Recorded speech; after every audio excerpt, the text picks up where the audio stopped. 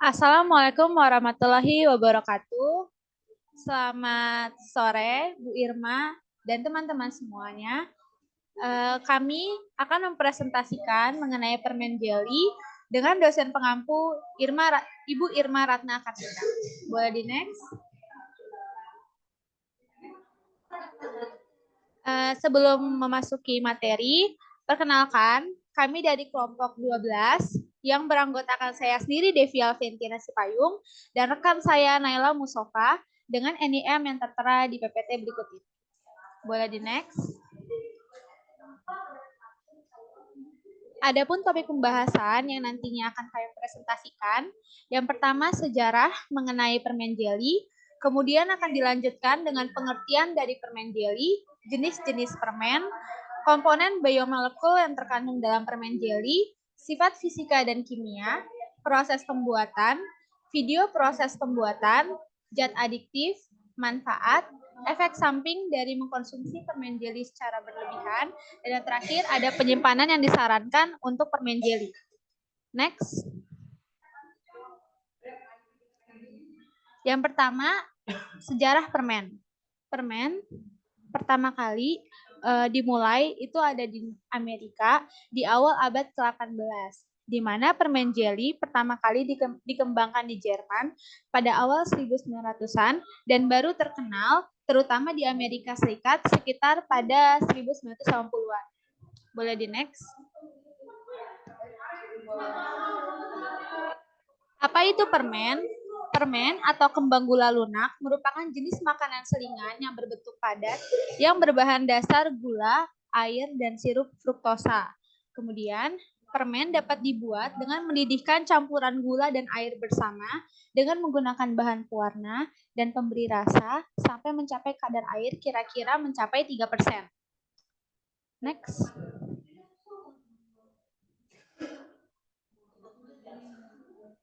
Nah, selanjutnya, permen jelly merupakan permen yang bertekstur lunak dan juga memiliki rasa yang manis dengan penambahan komponen hidrokoloid seperti agar, gam, pektin, pati, karagenan, dan juga gelatin.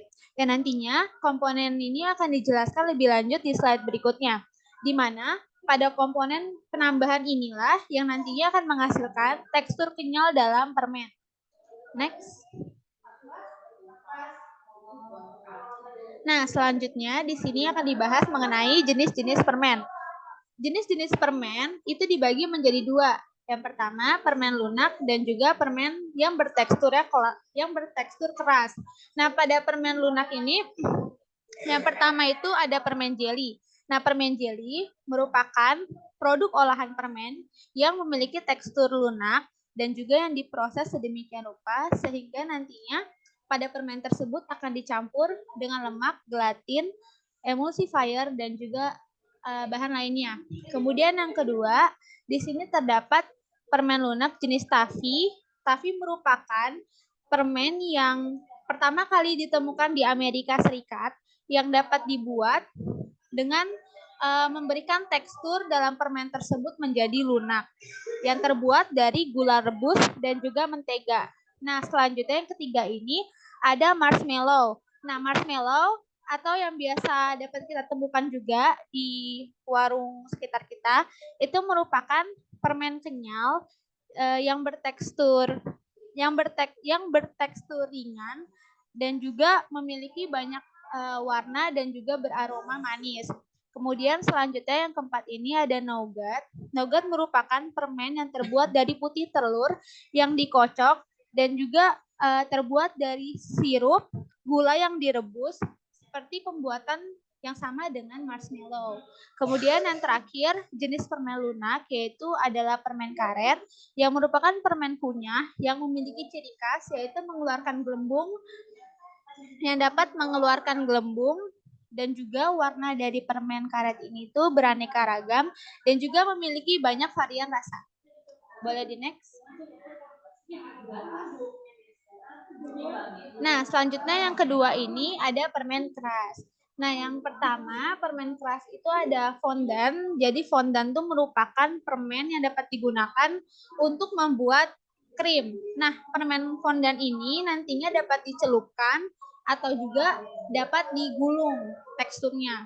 Nah, selain itu, fondant candy ini dapat terbuat dari gula, air, dan juga sirup jagung. Nah, selanjutnya ada fudge. Nah, fudge ini adalah permen krim yang dapat dibuat dengan bahan yaitu mentega, gula, dan juga susu.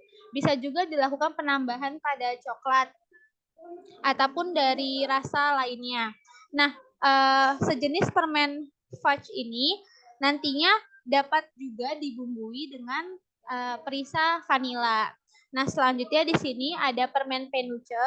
Nah, penuche adalah permen yang sama jenisnya dengan fudge, di mana penuche juga dia memiliki tekstur yang lebih ringan dibandingkan dengan fudge tadi. Nah, selanjutnya ada jenis permen yaitu Divinity yang merupakan permen yang terbuat dari putih telur, sirup jagung, dan juga gula. Nah, permen dari Divinity ini mirip dengan fudge dan juga penuche. Nah, selanjutnya yang terakhir ini ada lollipop. Lollipop merupakan permen gula yang terdiri dari permen keras yang dapat dijilat, di mana pada lollipop ini memiliki tekstur warna yang bervariasi karena menggunakan pewarna yang bervariasi juga dalam pembuatannya. Boleh di next?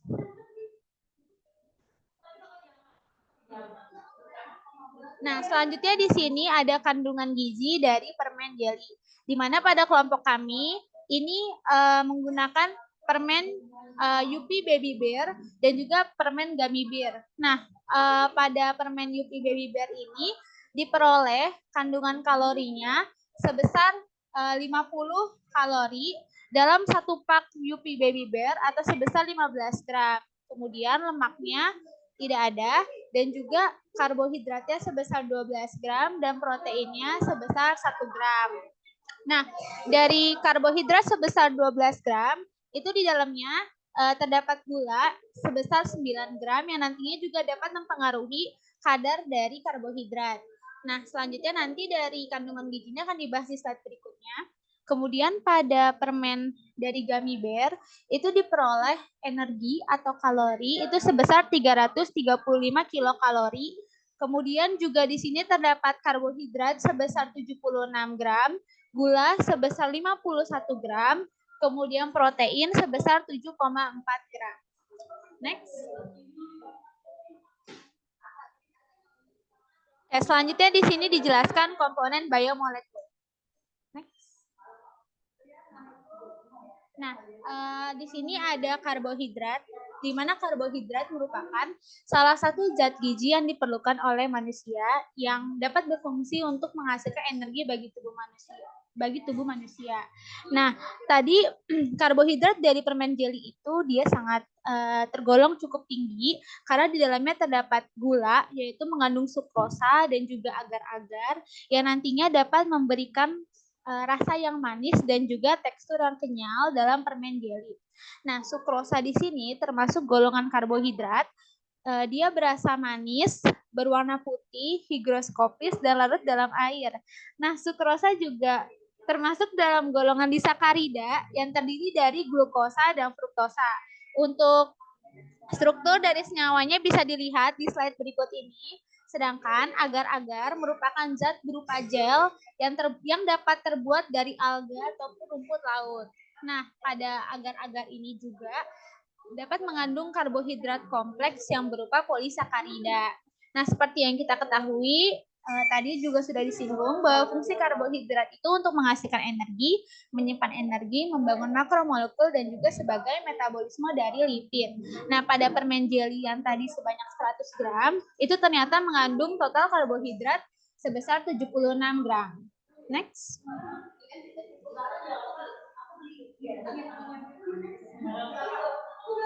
Nah, pada pembuatan permen jelly, itu dia menggunakan pati. Nah, pati itu nanti harus berada dalam kisaran 5,5 sampai 7,0%.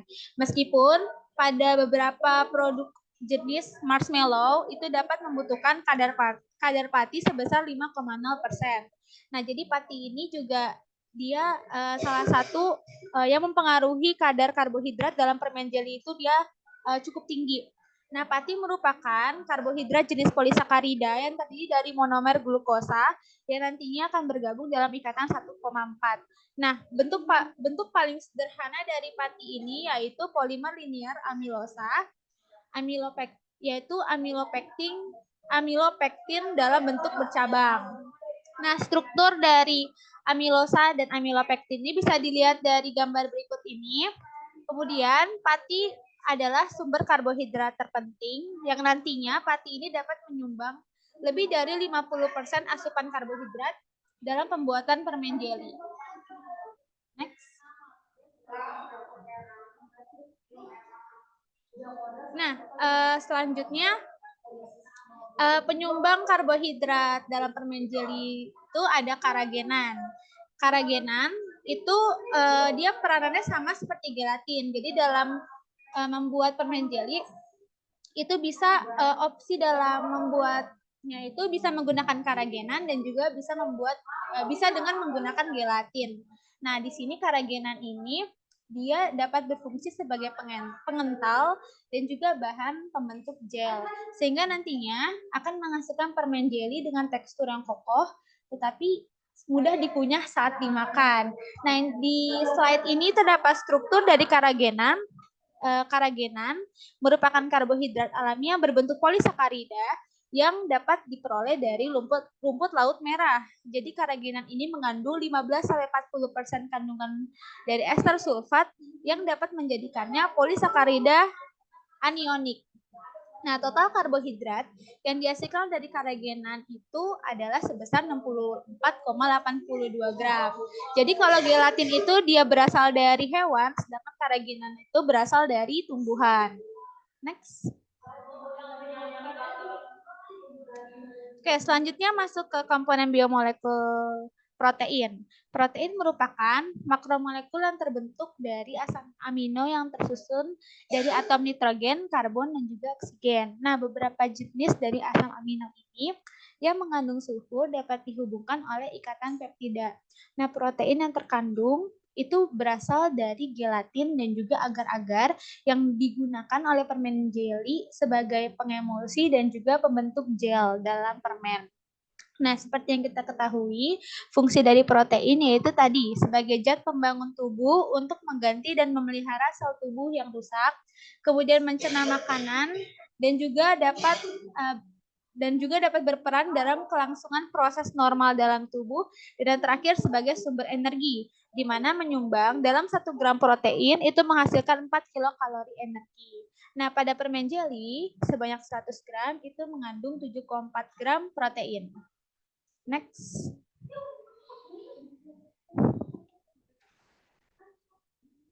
Oke, selanjutnya di sini gelatin itu ternyata mengandung 98-99% protein.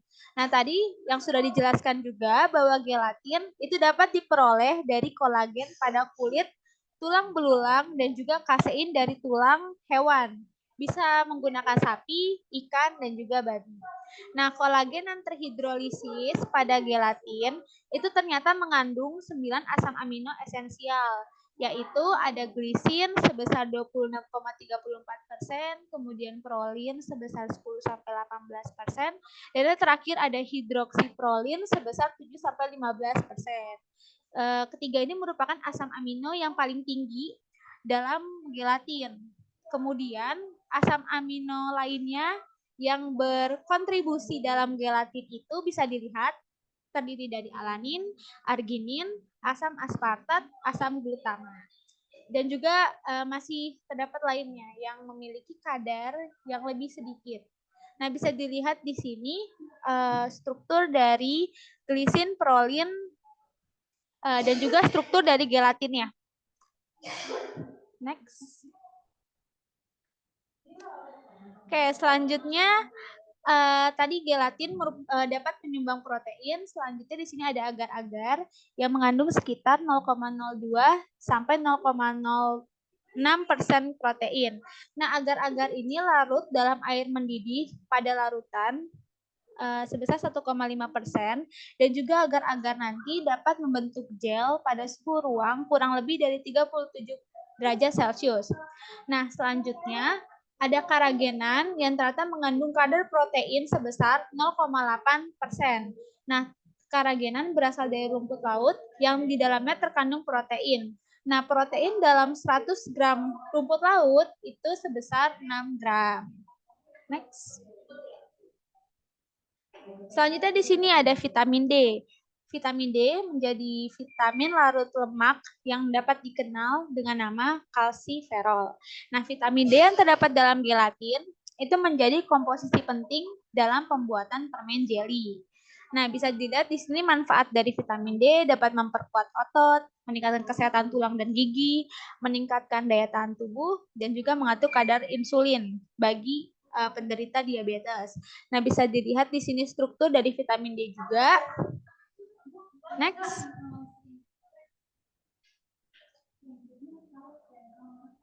Selanjutnya vitamin B.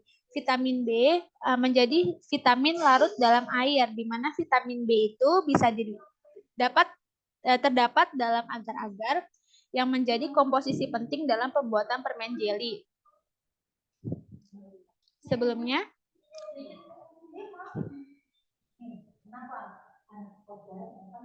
nah, manfaat dari vitamin B sebagai pemecah nutrisi penting yang masuk ke dalam tubuh dan nanti akan mengubahnya menjadi energi, lalu dapat diperlukan juga dalam proses pertumbuhan dan juga perkembangan fungsi sel dan jaringan tubuh. Ini struktur dari vitamin B. Next. Selanjutnya ada asam folat. Asam folat menjadi salah satu vitamin yang termasuk dalam kelompok vitamin B, di mana asam folat ini juga terdapat dalam agar-agar sebagai pembuatan dari permen jelly. Nah, kadar asam folat dalam 14 mikrogram hingga 0 mikrogram per 100 gram dalam agar-agar. Kemudian di sini ada struktur dari asam folat. Kemudian di sini juga terdapat manfaat dari asam folat, yaitu sebagai unsur penting dalam sintesis DNA dan juga diperlukan sebagai koenzim dalam sintesis pirimidin dan dapat meningkatkan daya tahan tubuh. Next. Selanjutnya ada vitamin K. Vitamin K merupakan vitamin yang larut dalam lemak yang dapat dibutuhkan untuk mengaktifasi protombin dengan reaksi karboksilasi dari gugus glue pada residu protein prekursornya, di mana vitamin K yang terdapat dalam agar-agar itu menjadi komposisi penting dalam pembuatan permen jelly. Nah, dalam permen jelly sebesar 100 gram itu mengandung vitamin K sebesar 0,3 mikrogram. Jadi vitamin K dalam permen jelly ini kandungannya cukup sedikit. Nah, manfaat vitamin K dapat memproduksi protein, kemudian juga dapat meningkatkan kesehatan tulang dan mencegah risiko osteoporosis. Next. Selanjutnya ada vitamin E. Vitamin E adalah vitamin larut lemak dan juga sebagai antioksidan, di mana vitamin D ini dapat pada gelatin yang menjadi komposisi penting dalam pembuatan jelly, karena tadi gelatin itu dapat diambil dari ekstrak tulang hewan. Nah, ini salah ya, ini vitamin E. Karena vitamin E itu tadi juga diambil dari jaringan kulit pada hewan. Nah, manfaat dari vitamin E sebagai antioksidan, penangkal radikal bebas, meningkatkan daya tahan tubuh, nutrisi penting untuk dapat menunjang kehamilan dan juga perkembangan janin. Nah, di sini terdapat struktur dari vitamin E. Next.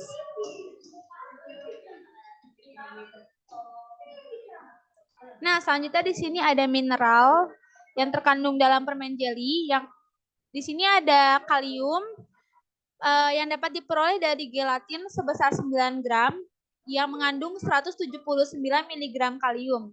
Fungsinya dapat membantu fungsi dari fisiologis ginjal, elektrolit tubuh bersama dengan natrium, magnesium, dan juga klorida, dan dapat menurunkan tekanan darah. Nah, pada permen jelly sebesar 100 gram, itu dapat diperoleh 54 mg kalium. Selanjutnya ada natrium. Nah, natrium ini diperoleh dari gelatin, karena pada gelatin sebesar 9 gram itu ternyata mengandung 248 mg natrium. Nah, fungsi dari natrium berperan penting terhadap metabolisme tubuh, menurunkan tekanan darah, mengatur dan memelihara fungsi sel normal. Nah, pada 100 gram permen jelly itu terdapat 30 mg natrium. Selanjutnya ada kalsium. Nah, diperoleh dari gelatin sebesar 9 gram yang ternyata mengandung 0,2 mg kalsium. Nah, pada 100 gram permen jelly itu dapat diperoleh 7 mg kalsium.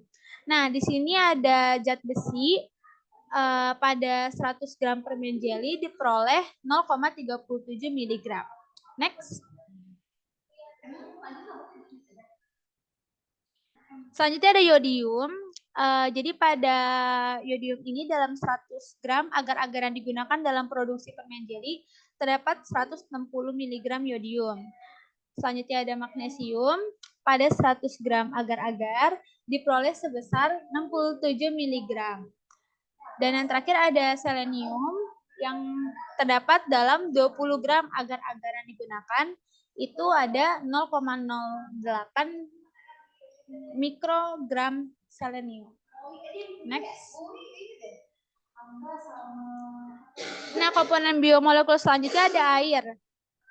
Penambahan air dalam permen ini berfungsi untuk melarutkan gula serta mengontrol kepadatan dari permen.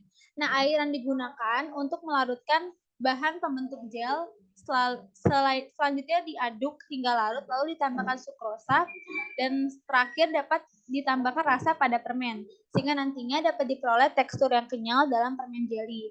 Nah, kandungan kadar air pada permen jelly mencapai 10-40%, angka yang tinggi karena permen jelly termasuk golongan produk semi basah. Next. Selanjutnya ada energi total. Pada 100 gram permen jelly, zat gizi yang terkandung adalah energi sebesar 189,68 kilokalori. Nah, pengaplikasi energi total yang diperoleh ini dapat dihasilkan dari pengaplikasian pati pada produk pangan sebagai jelly agent atau agen pembentuk gel yang dapat menghasilkan energi sebesar 4 kilokalori per gram. Kemudian ada sukrosa yang dapat memberikan rasa manis atau juga pengawet yang dapat menghasilkan energi sebesar 3,87 kilokalori per gram. Dan terakhir ada pati yang dapat menghasilkan energi sebesar 4 kilokalori per gram. Next. Selanjutnya ada zat anti gizi. Zat anti gizi dalam permen jelly ini ada tanin. Nah, zat anti gizi ini dapat diperoleh dari kacang-kacangan, biji-bijian, dan juga beberapa jenis sayuran dan yang lainnya. Dan zat anti gizi ini juga dapat aktif walaupun permen jelly sudah dilakukan pada proses pemasakan.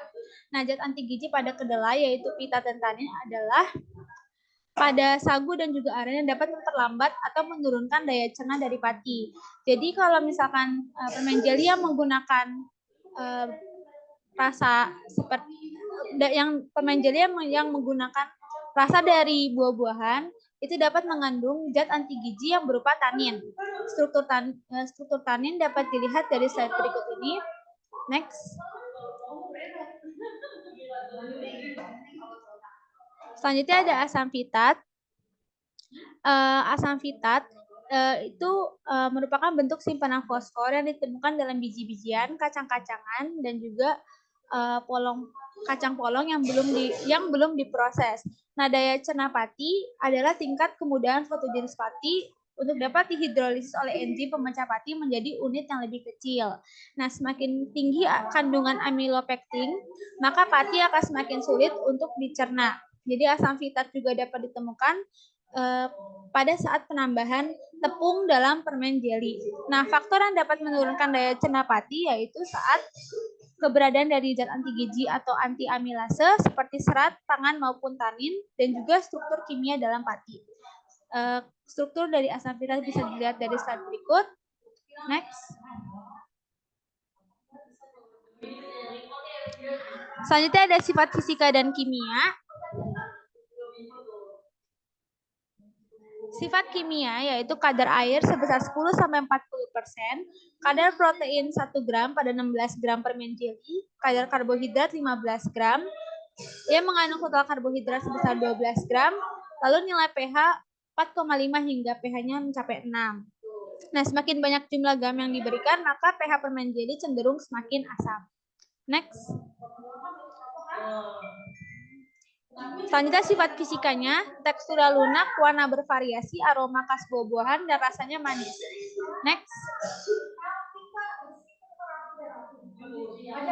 Bahan dan proses pembuatan akan dijelaskan oleh rekan saya. Ya, oke. Selanjutnya ada bahan dan proses pembuatan dari permen jelly. Nah, bahan yang digunakan yaitu bubuk gelatin, air dingin, gula, citric acid, pewarna makanan, dan glukosa cair. Nah, kemudian ada proses pembuatannya. Yang pertama itu ada tahap pemasakan, yaitu bahan yang digunakan dimasak pada tabung khusus dengan suhu 180 derajat Celcius. Yang kedua itu ada tahap pencetakan, yaitu tepung akan melewati mesin untuk membuat cetakan dan dilanjutkan dengan mengisi cetakan dengan campuran permen gani. Dan selanjutnya tahap pengistirahatan, yaitu didiamkan selama 32 jam pada suhu ruangan dengan suhu 27 sampai 30 derajat Celcius. Yang keempat ada tahap vakum. Tahap tersebut dimasukkan ke mesin konveyor menuju mesin vakum untuk memisahkan sisa-sisa tepung. Selanjutnya yang kelima ada tahap perminyakan, dimasukkan ke mesin coating untuk diberi lapisan minyak nabati agar permen kenyal dan mengkilap. Yang keenam ada tahap penyortiran, yaitu memastikan bentuk dan ukuran yang sempurna dan seragam. Yang ketujuh ada tahap pengemasan, yaitu menggunakan mesin konveyor berjalan untuk pengemasannya. Dan yang terakhir yaitu permen jelly atau permen gummy siap disajikan. Selanjutnya ada video proses pembuatannya. Kita next. Nah, selanjutnya ada zat aditif yang terdapat pada permen jelly. Nah, zat aditif adalah bahan-bahan yang biasanya ditambahkan pada makanan atau minuman dalam proses pengolahan dan penyimpanan untuk menguatkan rasa, mempercantik tampilan, mengawetkan, dan lainnya. Nah, pada permen jelly yang pertama itu ada gula. Gula pasir merupakan salah satu bahan yang ditambahkan pada proses pembuatan permen jelly. Nah, penambahan gula pada pembuatan permen jelly ini memiliki fungsi untuk memberikan rasa manis dan dapat pula sebagai pengawet, yaitu dalam konsentrasi tinggi menghambat pertumbuhan mikroorganisme dengan cara menurunkan aktivitas air dari bahan pangan. Nah, sukrosa merupakan salah satu jenis gula disakarida yang terdiri dari glukosa dan fruktosa. Nah, yang kedua itu ada sukrosa cair. eh, Sukrosa cair ini untuk mengatur tingkat dan kecepatan proses kristalisasi sesuai dengan keinginan industri. Selanjutnya juga ada meningkatkan viskositas permen jelly sehingga tidak lengket. Sirup glukosa atau gula cair mengandung D-glukosa maltosa dan 13 polimer D-glukosa. Glukosa pada permen jelly yaitu sebesar 30% sampai 48%. Selanjutnya ada gelatin. Nah, gelatin ini merupakan suatu produk yang diperoleh dari hidrolisis parsial kolagen yang berasal dari kulit, jaringan ikat, dan tulang hewan.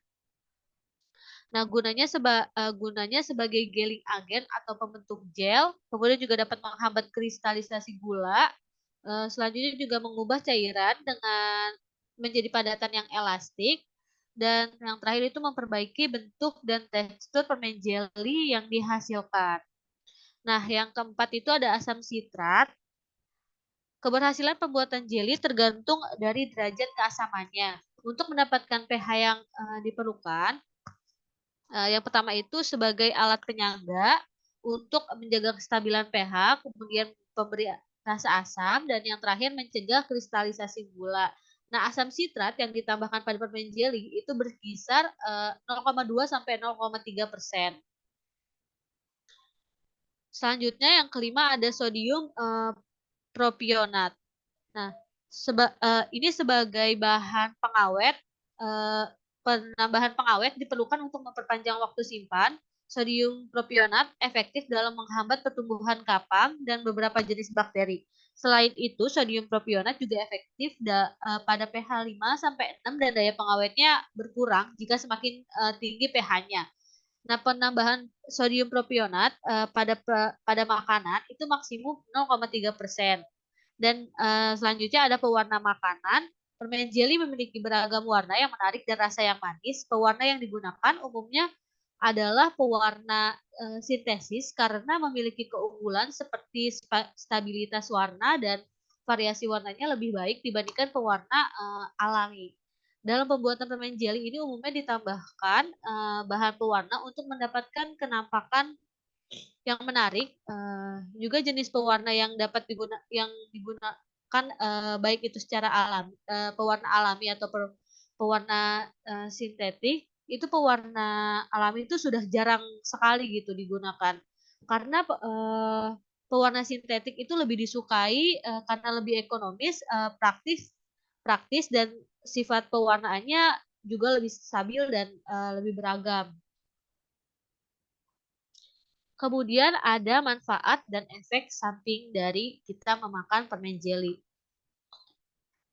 Manfaat permen jeli itu yang pertama, mengembalikan mood.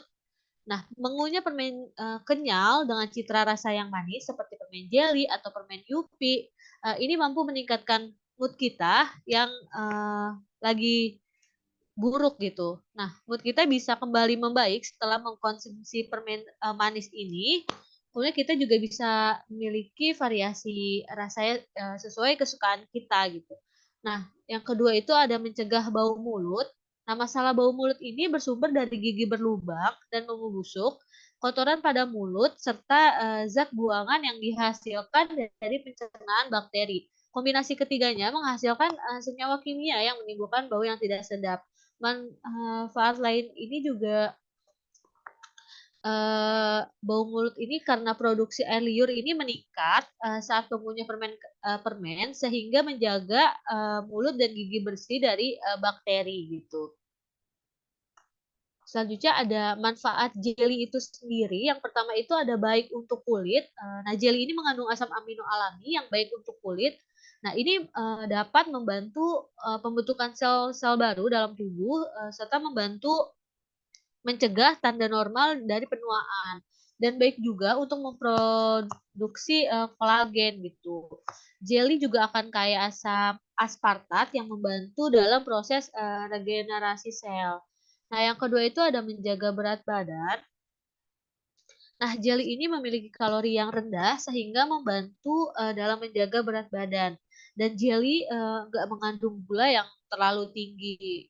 Nah, yang ketiga itu ada meningkatkan kekebalan tubuh. Jeli juga mengandung karbohidrat dan vitamin B, di mana ini akan membantu, meningkatkan kekebalan tubuh.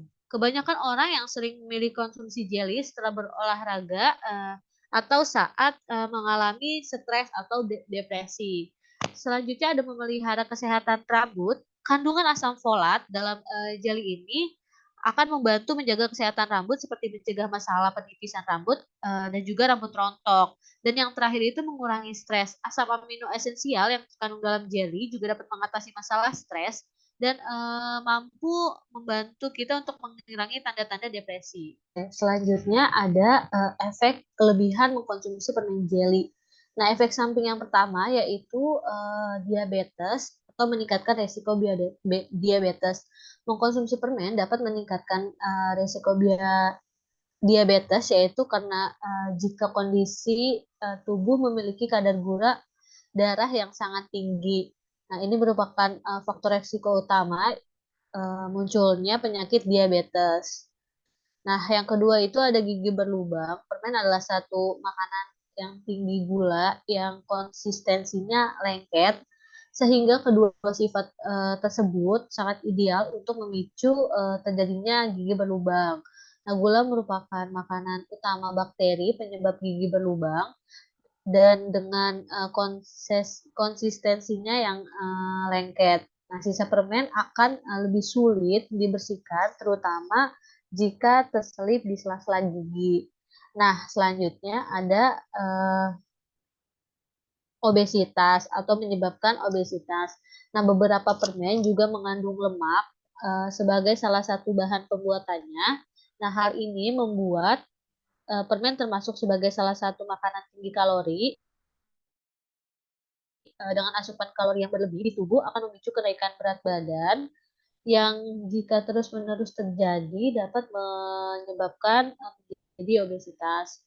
Nah, selanjutnya bisa menyebabkan radang usus. Nah, dampak sering mengambil permen atau permen karet itu jika tertelan, dia akan sulit dicerna oleh tubuh kita sehingga menyebabkan radang usus. Nah, yang terakhir itu mempengaruhi kesehatan tulang. Nah, ternyata dampak negatif dari mengkonsumsi permen itu dapat mempengaruhi kesehatan tulang, seperti yang terangkum dalam penelitian yang saya baca oleh Nutrition Review itu mengatakan bahwa mengkonsumsi makanan yang kaya akan gula dapat mengurangi kekuatan tulang karena makan makanan manis dapat membuat tubuh menjadi lamban dan malas beraktivitas. Selanjutnya ada cara penyimpanan permen jeli yang baik. Daya simpan permen jeli ini dipengaruhi oleh beberapa hal seperti fisik atau kimia produknya dan juga dari kemasan dan lingkungan dari permen jelinya. Nah, caranya yang pertama itu bisa disimpan di tempat kering di bawah suhu 35 derajat Celcius. Hindari dari sinar matahari langsung karena biasanya kalau terkena sinar matahari, permen jeli itu akan lengket. Nah, kemudian yang kedua itu dimasukkan ke dalam wadah tertutup atau seperti toples. Nah, berikut adalah referensi yang kami gunakan dalam membuat PPT. Kurang lebihnya mohon maaf. Wassalamualaikum warahmatullahi wabarakatuh.